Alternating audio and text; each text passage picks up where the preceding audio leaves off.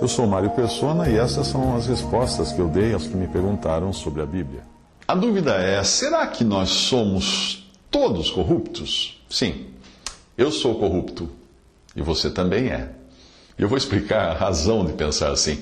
Há alguns anos eu tomei um táxi em Curitiba e aí o motorista era um idoso, aposentado, cheio de histórias para contar. E às vezes você aprende mais de um motorista de táxi com a sabedoria que ele adquiriu no trânsito da vida do que na sala de aula de um mestre doutor que nunca experimentou aquilo que ele diz ali, aquilo que ele ensina.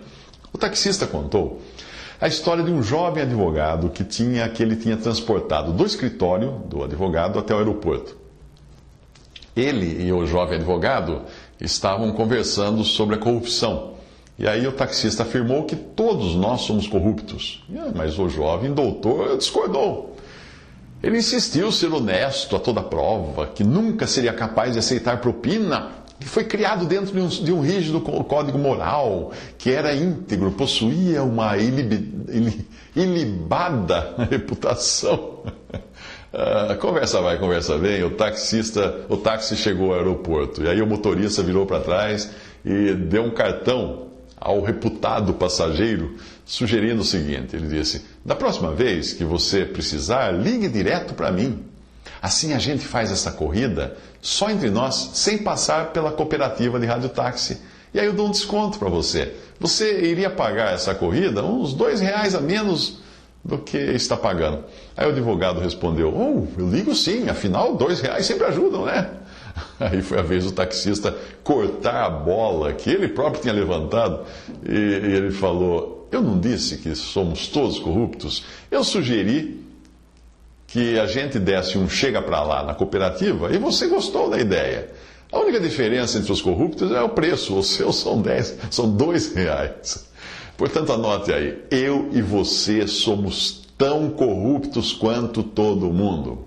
Talvez eu e você não estejamos envolvidos em algum esquema milionário de desvio dos cofres públicos e lavagem de dinheiro, mas todos os dias nós corrompemos e somos corrompidos. Sim, porque para todo corrupto é preciso existir um corruptor e vice-versa.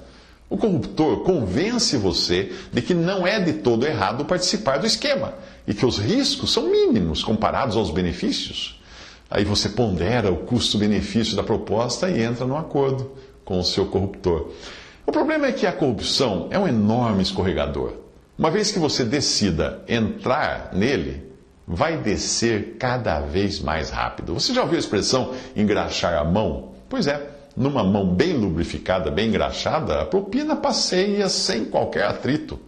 Satanás é especialista em corrupção, porque ele é especialista em mentir. Se você quisesse hoje patentear a mentira como se fosse uma invenção, uma ideia sua, você iria descobrir que ela já foi patenteada há muito tempo. Satanás, diz o Senhor Jesus, foi homicida desde o princípio e não se firmou na verdade, porque não há verdade nele. Quando ele profere mentira, fala do que ele é próprio, porque é mentiroso e pai da mentira. João capítulo 8, versículo 44. O diabo é tão bom em mentir e enganar que ele conseguiu corromper a si mesmo e a 1/3 dos anjos do céu para que o seguissem, antes mesmo de Deus criar o homem. Em Isaías 14, 12, a palavra de Deus identifica Satanás como uma estrela.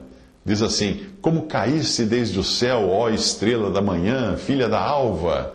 Em Apocalipse 12, de 3 a 4, o apóstolo João vê um grande dragão vermelho, cuja cauda levou após si a 1/3 parte das estrelas, ou anjos do céu, e lançou-a sobre a terra. Isaías revela também o mecanismo da corrupção, o qual é acionado antes mesmo de existir um ato corrupto. Lá diz assim, a respeito de Satanás, e tu dizias no teu coração, eu subirei ao céu, acima das estrelas de Deus, exaltarei o meu trono, e no monte da congregação me assentarei aos lados do norte, subirei sobre as alturas das nuvens e serei semelhante ao Altíssimo. Isaías 14, de 13 a 14. Agora, acompanhe o meu raciocínio e você vai ver que não escapa um. Porque todos nós somos corruptos. Eu, você e até a Madre Teresa de Calcutá. É um nome que virou até sinônimo de santidade, despojamento e dedicação. Tão pecadora quanto qualquer um de nós. O processo de corrupção começa no íntimo de cada um. E a principal ferramenta da corrupção é a mentira. Satanás contou a si mesmo uma mentira e acreditou nela. Depois ele contou uma mentira para Eva, e Eva, antes de acreditar na mentira de Satanás, precisou contar uma mentira para si mesma e acreditar nela. Anote isso aí. Sempre que caímos em algum pecado, isso começou antes, numa negociação interna entre você e você mesmo. Isso, obviamente, com alguma ajuda exterior, quando o inimigo de nossas almas ou algum de seus emissários é usado no processo. Mas a mentira que leva à corrupção é uma coisa dinâmica. Pense então naquele imenso escorregador no qual você se senta e, uma vez dada a partida, não consegue parar. Corrupção é assim. É assim, vai aumentar cada vez mais. A corrupção de Satanás e seus anjos começou em tempos imemoráveis. Eu creio que no período antes do caos que nós vemos na criação, que é descrito no 2º versículo de Gênesis 1, muito antes daquele tempo. A corrupção deste mundo atual, o estado de coisas atuais, começou no Jardim do Éden, claro, num processo interno de análise de custo-benefício no coração de Eva. Ela ponderou o que teria a ganhar acreditando na mentira de Satanás e o que ganharia acreditando na verdade de Deus. E aí tomou uma decisão, escolheu a mentira de Satanás. Talvez você ainda não tenha se convencido de que seja um corrupto, como eu. Então vamos lá. Você já colou numa prova? Você já falsificou carteirinha de estudante para entrar no cinema? Eu já colei em prova também. Você já correu para pegar um lugar na fila antes que alguém chegasse lá? Claro, né? Você já fingiu não enxergar a grávida, com aquele barrigão enorme no seu nariz e pé na sua frente no ônibus, enquanto você viajava sentado olhando lá para o seu celular para não dar a impressão que você estava percebendo ela? Só o umbigo dela que de vez em quando passava no seu nariz. Você já estacionou em lugar proibido ou em fila dupla? Nunca? Então você não dirige? Você já dirigiu acima da velocidade permitida? Nunca também? Você já conversou ao celular enquanto dirigia? Você foi pegar a direção do seu carro depois de tomar umas bramas? Com a cabeça já meio para lá?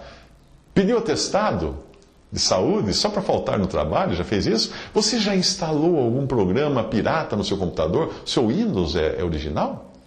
Você já registrou imóvel abaixo do valor para evitar impostos? Já vendeu sem nota fiscal ou negociou comprar sem nota fiscal para pagar menos pelo produto? Você pediu nota de valor maior para suas prestações de contas? Levou para casa material da empresa?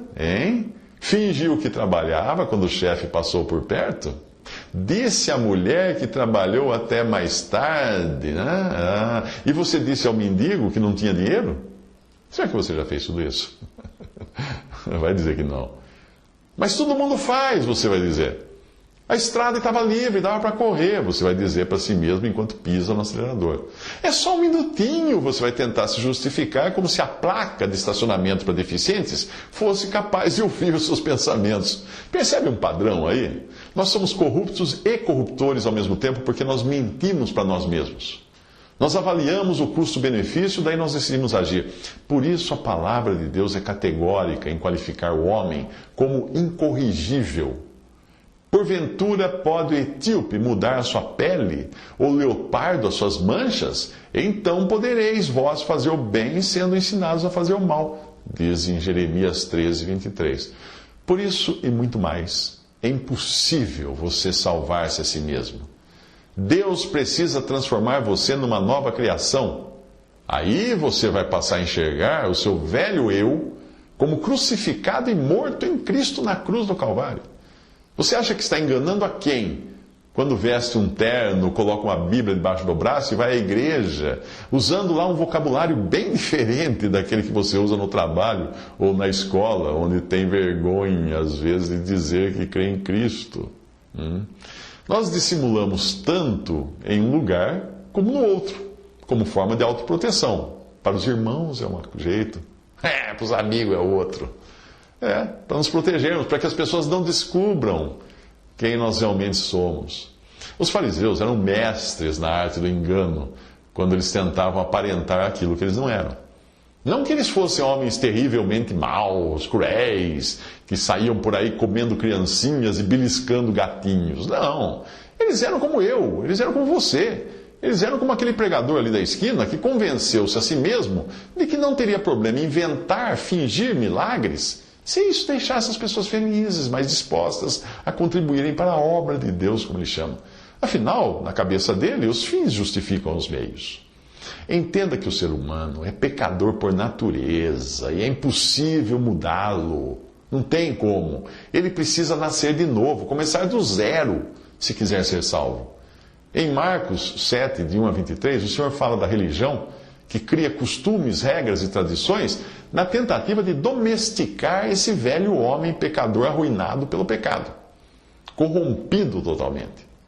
Jesus diz assim: do interior do coração dos homens saem os maus pensamentos, os adultérios, as prostituições, os homicídios, os furtos, as avarezas, as maldades, a inveja, a blasfêmia, a soberba, a loucura.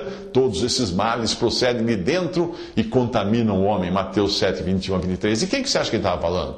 De mim, de você. De dentro de quem? Só daquele cara que está na cadeia? Não! Todos nós temos esse depósito de maldades dentro de nós. Alguns cospem isso antes, outros vomitam depois, mas está lá dentro.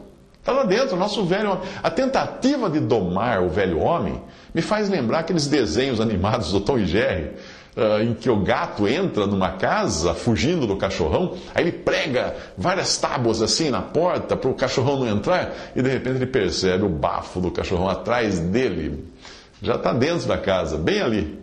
Assim é o nosso velho homem, a carne, aquela parte de nós que é incorrigível e que Deus precisou entregar à morte por meio de um substituto do pecador, Jesus na cruz. Sim, ali na cruz, Jesus não apenas tirou o pecado do mundo e pagou pelos nossos pecados, pelos pecados do pecador convertido a Cristo, quando ele foi feito pecado por nós.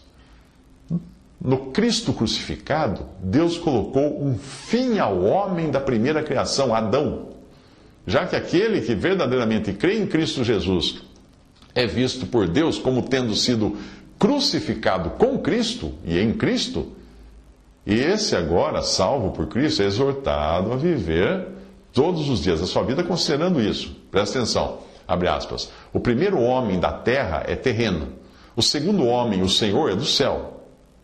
Qual o terreno, tais são também os terrestres. E qual o celestial, tais também os celestiais. E assim como nós trouxemos a imagem do terreno, assim traremos também a imagem do celestial. 1 Coríntios 15, 47, 48. Obviamente ele não está falando isso para incrédulos, ele está falando isso para pessoas que se converteram.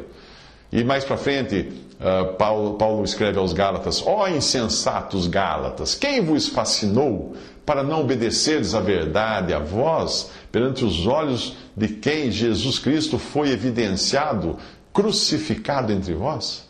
Ou seja, ele está falando, se Jesus já foi crucificado, quem está tentando enganar vocês? Já estou crucificado com Cristo, ele continua dizendo. O mundo está crucificado para mim e eu para o mundo. E os que são de Cristo crucificaram a carne com as suas paixões e concupiscências.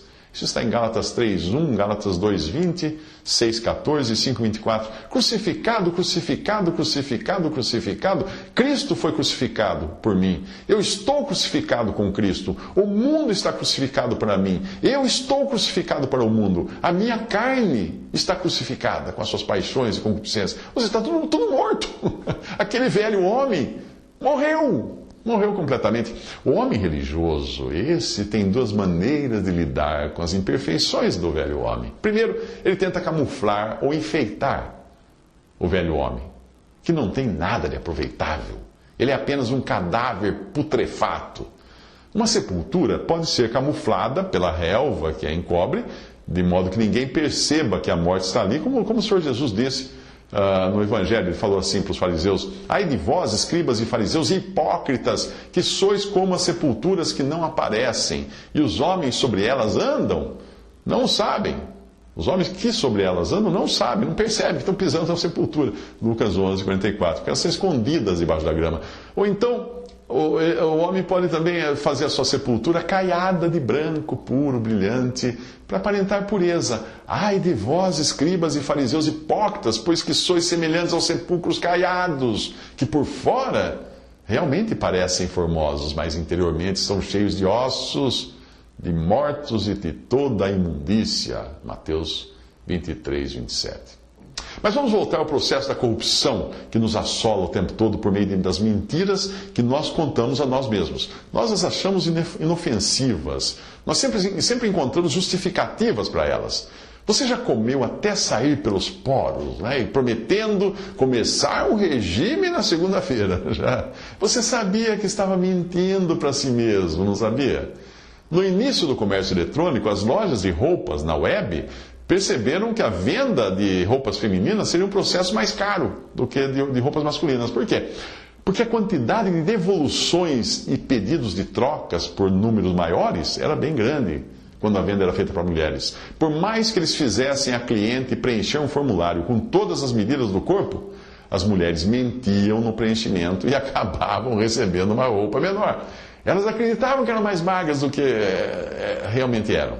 Eu assisti um documentário muito interessante, que é de Dan Ariely, autor do livro A Mais Pura Verdade sobre a Desonestidade. Talvez você encontre esse livro por aí. Esse Dan, ele é professor de psicologia e economia comportamental, e ele revela várias pesquisas que demonstram como nós somos todos corruptos e corruptores, e mentirosos ao extremo. Isso porque nós mentimos para nós mesmos, negociando no nosso íntimo os prós e contras de agir de forma imoral ou antiética. Algumas conclusões dele são interessantes. Você pode não ser capaz de roubar uma moeda do caixa da loja onde você trabalha. Mas você não pensa duas vezes antes de enfiar na bolsa um lápis ou uma caneta que custa até mais caro do que as moedas que você não tiraria do caixa. Isso é porque o nosso código moral diz que roubar dinheiro é errado. Mas se esse dinheiro estiver camuflado na forma de um objeto corriqueiro, aí as coisas mudam de figura. Ao menos dentro da nossa cabeça, né? Se você colocar numa escola uma máquina de vendas de refrigerantes que devolva o dinheiro junto com o refrigerante, ninguém vai reclamar, ninguém vai avisar a direção da escola, não. Mas todos vão avisar os amigos, mesmo sabendo que alguém está sendo lesado pelo defeito da máquina. O autor desse livro descobriu que os alunos burlavam menos nas provas se antes eles tivessem jurado, claro, isso foi feito na experiência, né? Não nas provas diárias, mas nas experiências. Se antes eles jurassem com a mão sobre uma Bíblia, mesmo que fossem ateus, eles burlavam menos nas provas. Ou se eles antes tivessem assinado um documento dizendo estarem de acordo com o Código de Ética e Conduta da Universidade. Código este que nem mesmo existia. A simples ideia de estarem racionalmente inseridos num contexto moral inibia a mentira e a desonestidade. Eles eram também mais propensos a corromper e serem corrompidos se não estivessem olhando diretamente para aquilo que eles estavam fazendo. Isso explica também a razão de você roubar a caneta do balcão da loja, mas não o dinheiro da loja onde você trabalha. Por quê? Porque o dinheiro está oculto na caneta. Você não vê o dinheiro que você está roubando. Ele está inserido no custo da caneta. É também por isso que você estende a mão, né, para o policial, entrega o documento do carro com uma nota dentro, enquanto você olha para a estrada à sua frente. Aí o soldado, o policial corrupto, retira o dinheiro de dentro do seu documento, enfia no bolso, olhando para o outro lado. Não para o dinheiro. Não confere o dinheiro. Na hora de praticarmos algo ilícito, nós temos a impressão de que se nós não olharmos diretamente para a coisa em si, o ilícito fica parecendo ter sido praticado por um sujeito indeterminado, não fui eu que fiz. A desonestidade é também como uma balança. De um lado, nós estamos sempre avaliando o que podemos ganhar, do outro, quanto essa transação pode riscar a nossa reputação. O problema é que, como acontece com qualquer viciado em drogas, a quantidade de entorpecente é sempre crescente. Porque o organismo se acostuma, pede mais. Não importa mais o risco. Enquanto a razão enquanto isso, vai ficando mais experiente em arranjar desculpas. As desculpas vão ficando cada vez mais elaboradas. Até chegar uma hora que essas desculpas acabam ficando totalmente absurdas para quem não está dopado. Só o bêbado acredita, só o drogado acredita nas desculpas. É por isso que o pior viciado é aquele que não se considera viciado. E o pior corrupto é aquele que não se considera desonesto. Ele está constantemente fazendo um discurso para si mesmo, a fim de neutralizar o seu pecado por meio de raciocínios muito elaborados, explicações, etc. Nós somos como Satanás, oferecendo a nós mesmos benefícios e tentando argumentar que as consequências ruins disso são desprezíveis. Não liga para isso. Se você chegou até aqui e ainda não está convencido de que é corrupto e corruptor de si mesmo, então não há salvação para você. Paulo escreveu que Cristo Jesus veio ao mundo para salvar os pecadores, dos quais eu sou o principal, ele disse de si mesmo. 1 Timóteo 1,15. Nós não precisaríamos de um Salvador se nós fôssemos perfeitos. E quando nós entendemos que a corrupção não é algo externo, mas é um mal que habita no nosso coração, aí nós só podemos clamar: miserável homem que eu sou, quem me livrará do corpo desta morte? Como está em Romanos 7,24. Você não melhora aquela carne podre que você encontra no refrigerador. Você melhora, você procura salvar aquela carne podre que está fedendo no refrigerador da sua casa, você esqueceu lá, foi viajar e largou lá. Não, o que você faz com ela? Você joga fora e compra uma carne fresca e saudável.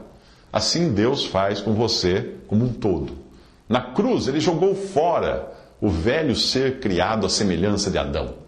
Assim que se alguém está em Cristo, nova criatura é. As coisas velhas já passaram, eis que tudo se fez novo. Porque em Cristo Jesus, nem a circuncisão é a tentativa de se domar a carne, nem a incircuncisão tem virtude alguma, mas sim o ser uma nova criatura. Isso está em 2 Coríntios 5,17 e Gálatas 6,15. Aqueles que creem em Cristo como Salvador têm resolvido a questão judicial dos seus pecados, porque eles foram todos pagos naquele sacrifício na cruz, que também lançou na morte o velho homem. Resta agora esperar que os benefícios todos dessa obra, que já foi consumada, se concretizem também no corpo, no nosso corpo, pela ressurreição ou transformação no dia do arrebatamento da igreja. Porque convém que isto que é corruptível, nosso corpo, se revista da incorruptibilidade, e isto que é mortal se revista da imortalidade. E quando isto que é corruptível se revestir da incorruptibilidade, e isto que é mortal se revestir da imortalidade, então cumprir-se-á a palavra que está escrita: tragada foi a morte na vitória. Onde está, ó morte, o teu aguilhão, o teu anzol? Onde está o inferno, a tua vitória? Ora, o aguilhão, o anzol da morte é o pecado, e a força do pecado é a lei. Mas graças a Deus que nos dá a vitória por nosso Senhor Jesus Cristo. 1 Coríntios 15, 53 e 57. Percebe agora a loucura que é tentar justificar-se a si mesmo, enganando-se a si mesmo, dizendo que você não é tão mal assim, eu não sou um corrupto pecador. E achar que, guardando alguns mandamentos da lei de Deus, você vai se safar da condenação no lago de fogo? É um absurdo.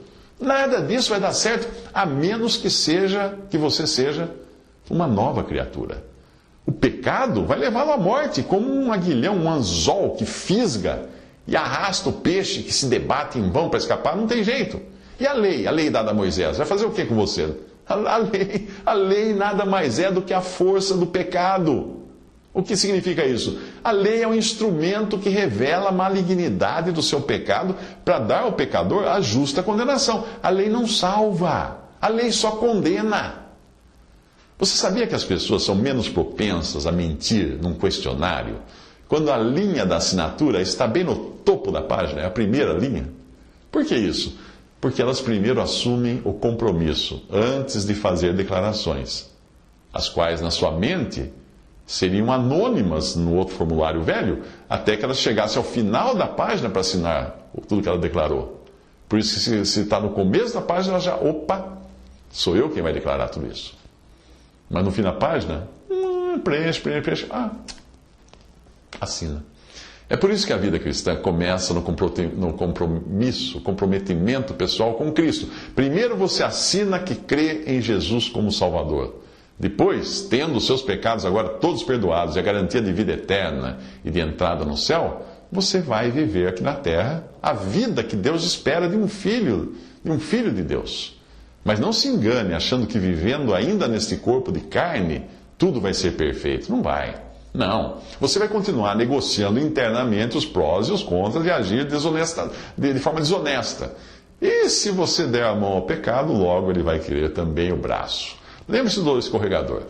Portanto, antes de bufar, de zurrar impropérios contra os políticos e empresários corruptos e corruptores flagrados nos esquemas e desvios de verbas públicas e lavagem de dinheiro, reconheça que você não é nem um pouco diferente deles.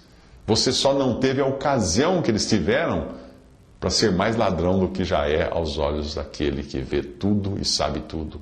Corruptos todos somos, sim senhor, por natureza. Eu, você e a Madre Teresa de Calcutá.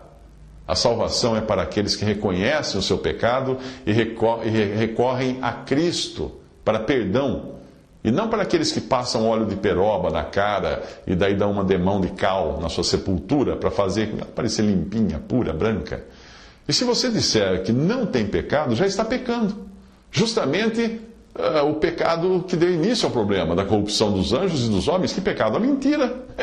Se dissermos que não temos pecado, enganamos-nos a nós mesmos e não há verdade em nós. Se confessarmos os nossos pecados, Ele é fiel e justo para nos perdoar os pecados e nos justificar e nos purificar de toda a injustiça. Se dissermos que não pecamos, fazemos-o mentiroso, fazemos a Deus mentiroso, e a sua palavra não está em nós. 1 João capítulo 1, versículo 8. Se você chegou até aqui achando que a conclusão é que não há problema algum em mentir, já que todos mentimos e basta apenas confessarmos, você não entendeu nada do que eu disse. Ou se você achou que apenas dei mais algumas dicas de como não mentir, para com isso você ser salvo, você também não entendeu patavina do que eu disse. Você não entendeu que o próprio Deus disse que é impossível ao homem natural não mentir, não pecar. Em 1 Reis, capítulo 8, 46, ao inaugurar o templo de Jerusalém, o rei Salomão, inspirado por Deus, deu os recursos para o caso de os israelitas pecarem. Ali ele diz assim: quando pecarem contra ti, contra Deus, pois não há homem que não peque, ele conclui. E em seguida ele aponta para os recursos de graça que poderiam ser encontrados pela confissão do pecado e pela conversão. Mas ele conclui: não há homem que não peque. O ponto que eu quero ressaltar é que, ao menos que você seja nova criatura, não terá chances, meu caro. Tudo nesta criação usa mentira como forma de corrupção. Até os animais. Quando o camaleão muda a cor da sua pele, ele está mentindo, para comer ou para não ser comido. Quando você tinge o cabelo, usa lentes coloridas, aumenta o salto dos seus sapatos, você está querendo passar aos outros uma imagem diferente da real. Você naturalmente tem uma imagem de si mesmo, não gosta muito dela e quer melhorá-la para os que são de fora. Essa autoproteção de imagem serve muitas vezes de escudo moral para não despencarmos pelo escorregador da corrupção. Mas a sua eficácia vai até certo ponto, porque ela usa de padrões relativos. E geralmente ela nos leva a comparar a nossa maneira de ser com alguém que seja pior do que nós, a fim de nos sentirmos melhores. John Nelson Darby escreveu isso. Veja só, abre aspas. Quando alguém começa a descobrir que não é comparando a si próprio com os outros que ele será julgado por Deus, mas pela comparação com o próprio Deus, então a sua consciência começa a ser despertada para pensar a respeito do pecado como quem está diante de Deus. Aí sim, ele se reconhecerá culpado e arruinado e não tentará justificar a si mesmo, apontando para alguém que seja pior, mas ficará ansioso por saber se é possível que Deus, diante de quem ele sabe estar condenado, pode desculpá-lo ou perdoá-lo. A salvação não é dos que se recriam a si mesmos segundo padrões que lhes são convenientes, sejam esses padrões dados por uma religião, por um código de conduta ou pela regra áurea do faça ao próximo o que você gostaria que fizesse com você. A salvação é dos que são novamente criados segundo o homem perfeito que é Cristo ressuscitado. Depois de termos sido salvos pela fé, a palavra de Deus nos exorta a vivermos segundo os padrões desse novo homem, para o qual a mentira e a corrupção São coisas inadmissíveis. Não mintais uns aos outros, diz a palavra de Deus, pois que já vos despistes do velho homem com seus feitos e vos vestistes do novo, que se renova para o conhecimento segundo a imagem daquele que o criou. Colossenses 3, 9 a 10. Como está dito aí, o velho homem é mantido fora de cena, como uma roupa velha e usada e fedida que nós jogamos no fundo do baú. E é o novo homem que deve ser visto, porque é com este que nós entraremos na presença de Deus. O que usa de engano não ficará dentro da minha casa, diz o Senhor. O que fala mentiras não estará firme perante os meus olhos. Isso está em Salmo 101, versículo 7. Visite respondi.com.br. Visite 3minutos.net.